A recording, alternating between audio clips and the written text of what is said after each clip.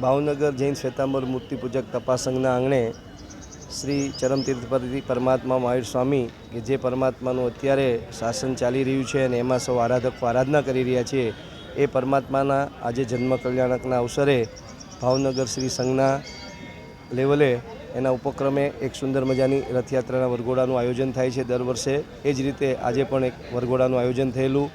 સમસ્ત ભાવનગર શ્રી સંઘના શ્રાવક શ્રાવિકાઓ મોટી સંખ્યામાં તેમાં ઉપસ્થિત રહેલા. ટોટલ 76 ઉપરાંત કૃતિઓ દ્વારા આ વરઘોડાની શોભા વધારવામાં આવેલી.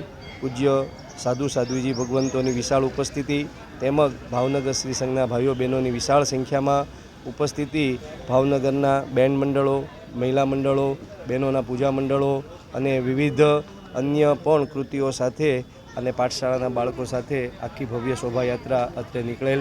ભાવનગર શ્રી સંઘના મુખ્ય જિનાલય એટલે કે મોટા દેરાસરથી ભવ્ય શોભાયાત્રા શરૂ થયેલ.